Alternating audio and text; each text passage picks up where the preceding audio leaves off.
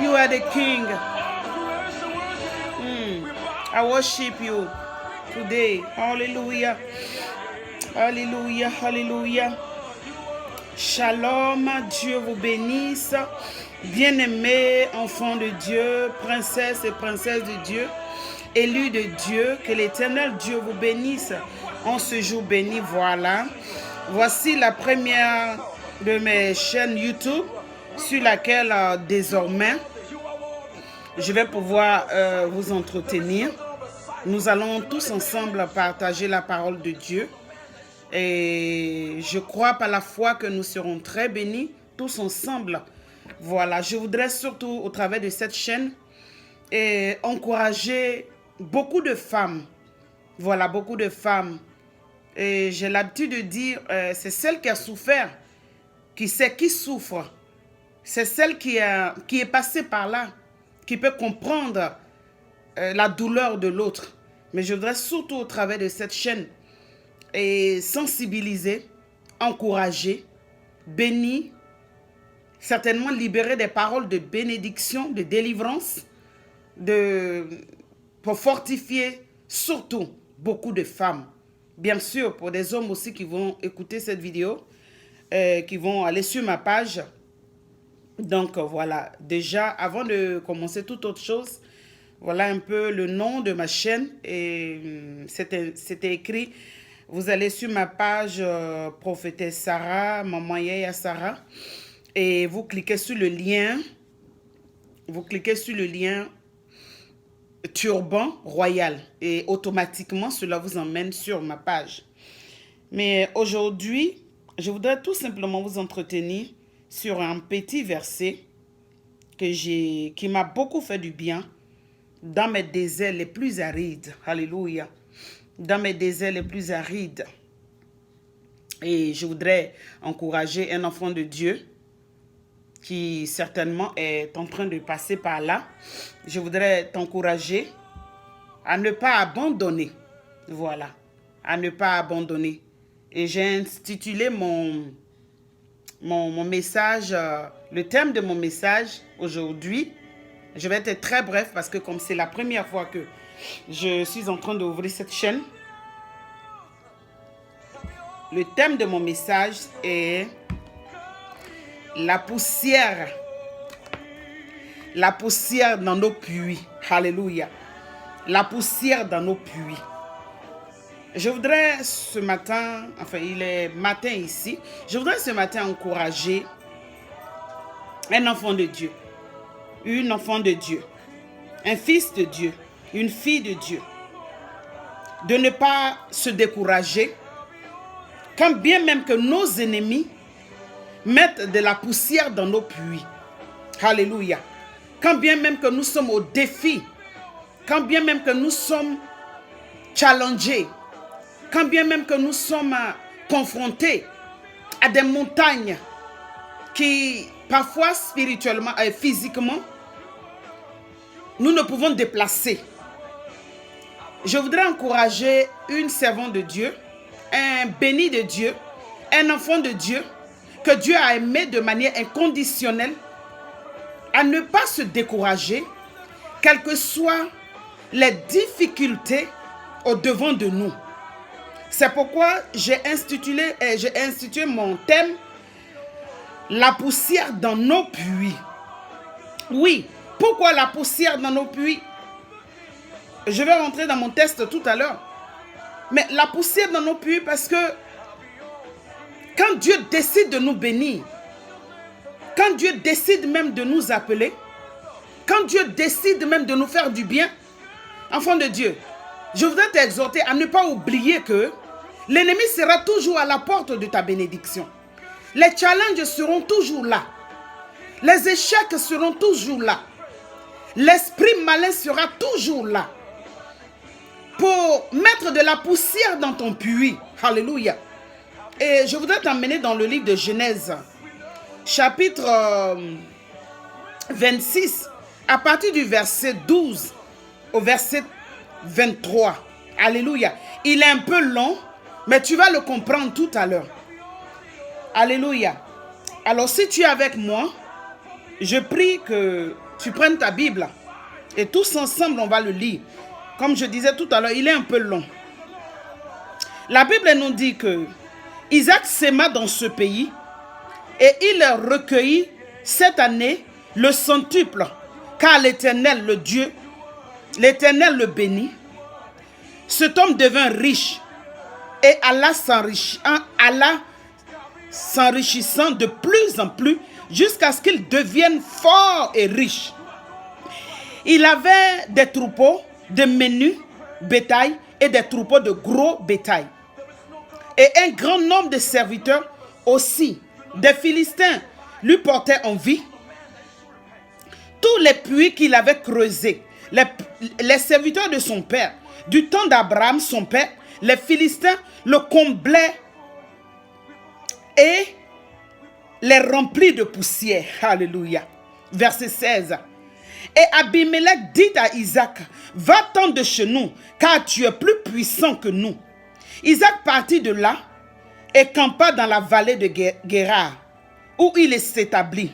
Isaac creusa de nouveau les puits d'eau qu'on avait creusés du temps d'Abraham son père et qu'avaient comblé des Philistins après la mort d'Abraham, et leur donna les mêmes noms que son père leur avait donnés.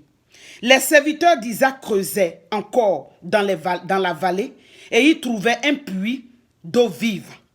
Les bergers de Guérar querellaient les bergers d'Isaac en disant, l'eau est à nous.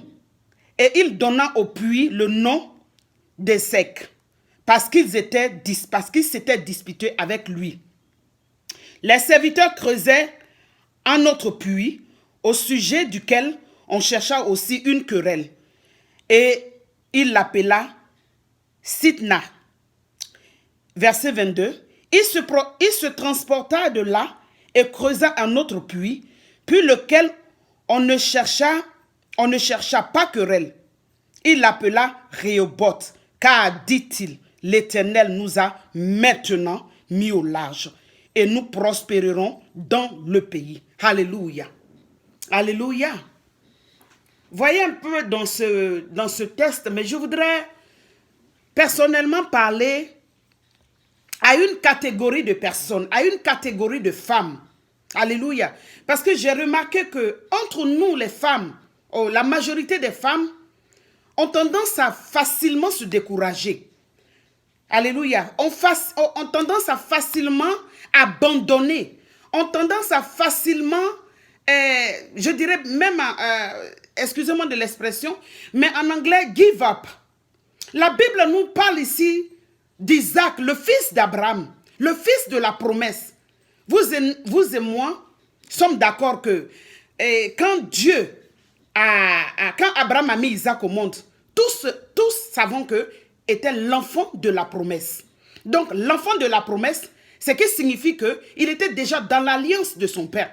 Il avait hérité de l'alliance de bénédiction de son père. Parce que la Bible nous dit que Abraham était fort riche, il est mort fort riche. Alléluia. Il est mort paisible. Alléluia.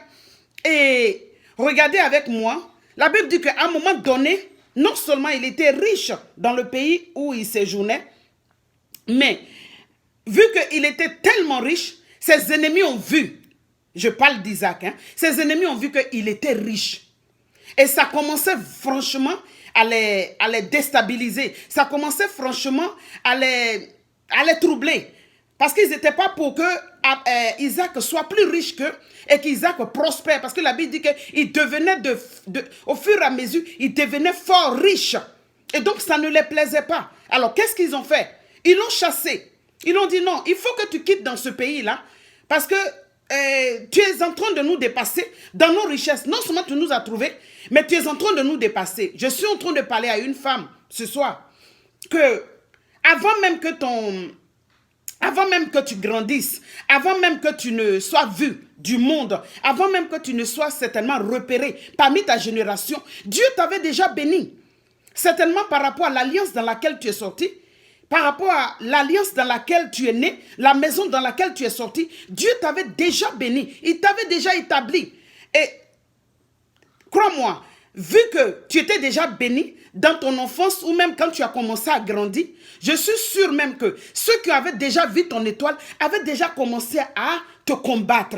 Je suis en train de parler à une fille ici qui, à un moment donné, quand elle a commencé à grandir, ton étoile a commencé à briller. Ta famille a commencé à te chasser. Ta famille a commencé à te donner un autre nom.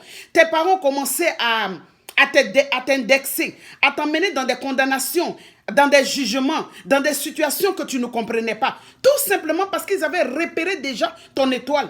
Et c'est le cas ici d'Isaac. Isaac était déjà béni parce qu'il était fils d'Abraham. Et tous le savaient, puisqu'il parlait de son père Abraham. Et donc, il était déjà riche. Et ma Bible dit ici que quand ils ont découvert que son étoile allait continuer de briller, c'est-à-dire il allait continuer encore de devenir plus riche qu'eux, ils l'ont chassé. Et c'est comme ça, c'est aussi valable pour certaines personnes parmi nous. Parfois, tu ne comprends pas pourquoi, à un moment donné, tu es combattu. Tu ne comprends pas pourquoi ta famille te rejette. Tu ne comprends pas pourquoi tes amis ne te comprennent pas. Personne ne te comprend autour de toi. Tout simplement parce que il n'arrive pas à capter ton étoile. Il n'arrive pas à capter ta personnalité. Il n'arrive pas à capter ton devenir. Il n'arrive pas à comprendre. Et ils voient que tu n'es pas pareil avec eux. Ils voient que certainement demain tu vas les dépasser parce qu'il y a ceux qui voient et il y a ceux qui ne voient pas. Et c'était le cas d'Isaac, pardon. C'était son cas. Ils avaient déjà vu qu'il allait les dépasser. Il allait devenir plus riche qu'eux. La Bible dit qu'ils l'ont chassé. Et sur le chemin de là où il s'est dirigé, la Bible nous dit qu'il s'est retrouvé dans l'endroit où son père avait déjà creusé, au temps de son père, avant la mort de son père. Son père avait déjà creusé. Et donc, Isaac se retrouve dans la bénédiction de son père. Alléluia. Isaac se retrouve dans la bénédiction de son père. Parce que son père avait déjà creusé des puits que les Philistins ont bouchés par la poussière, ont détruit par la poussière. Alléluia. Je suis en train de dire à quelqu'un, certainement ton père était béni. Certainement tu es sorti d'une lignée des hommes ou des femmes élevées. Certainement tu es sorti d'une alliance béni déjà, mais à cause de tes ennemis, parce que la Bible dit que quand le père d'Isaac est mort, les Philistins, les ennemis de son père, ont bouché les puits. Ils sont venus mettre de la poussière dans les puits de son père, dont ils savaient certainement que Isaac allait hériter. Et ce n'était pas anodin que Isaac passe par ces puits-là. Ce n'était pas en vain. Isaac devait passer par là. Isaac devait aller creuser. La Bible dit que sur le chemin, Isaac a commencé à creuser. dans les puits de son père. Je suis en train de dire à un enfant de Dieu, quand Dieu commence à te bénir, quand Dieu veut te bénir, tu vas forcément trouver des enfants, des ennemis, tes ennemis qui vont venir mettre de la poussière dans ton puits. Quand Dieu veut te bénir, il y a des ennemis qui vont venir mettre la poussière dans ton puits, dans ta bénédiction. Quand Dieu commence à commence à vouloir t'élever, ne pense pas que cette élévation-là ne sera pas combattue. Ne pense pas que ce mariage-là ne sera pas combattu. Ne pense pas que cet enfant que tu as si attendu ne sera pas combattu. Les puits étaient déjà là. Il y avait déjà de l'eau dedans. Il y avait déjà de l'eau dedans parce qu'Abraham a été béni par ces puits-là. Mais la Bible dit que les Philistins ont mis de la poussière dedans. Ne crois pas que parce que tu es béni, tes ennemis ne viendront pas pour pouvoir te challenger, t'amener au découragement. La Bible dit que Isaac ne s'est pas arrêté là. Malgré qu'il savait que les puits étaient remplis de poussière. Ça veut dire qu'ils ont bouché les puits. La Bible dit qu'il a commencé à creuser. Il a commencé à creuser. Il ne s'est pas découragé. Il a persévéré. Je suis en train de parler à une femme ici. Que tu dois cultiver. Non seulement le courage. Mais tu dois cultiver la persévérance en toi. La Bible dit que c'était difficile. Ils ont commencé à creuser le premier puits. Et quand ils ont commencé à creuser le premier puits, ils ont eu des querelles. Les gens, les Philistins, les ennemis de son père ont commencé à le combattre encore. Non seulement c'était difficile, déjà dans ce moment difficile-là, de creuser, parce que certainement, la terre devait être dure. Donc c'était difficile de creuser sous ce soleil ardent, dans ce désert-là, dans cette souffrance où il n'y avait pas d'eau. Parce qu'il faut qu'il y ait soit un désert pour qu'il n'y ait pas de l'eau. Non seulement c'était difficile, il fallait enlever la poussière là, il fallait creuser profondément pour pouvoir trouver de l'eau. La Bible dit que malgré cela, dès qu'il commençait à creuser, il y avait des disputes, il y avait encore des oppositions. Enfant de Dieu, servant de Dieu, serviteur de Dieu, béni de Dieu, élu de Dieu, amour de Dieu. Quand tu vas commencer à vouloir te battre pour ta bénédiction, enfant de Dieu, ne crois pas que tu vas rester les mains croisées et l'ennemi ne va pas venir s'opposer. Ils vont venir s'opposer à ta bénédiction. Ils vont venir s'opposer à tes puits. Ils vont venir s'opposer. Mais quand je parle de l'ennemi ici, je parle de l'esprit de découragement. Je parle de l'esprit découragement qui vont t'empêcher de ne pas continuer de creuser, de ne pas continuer de persévérer parce qu'ils ont creusé pour la première fois. Ma Bible dit que quand ils ont creusé, ils ont commencé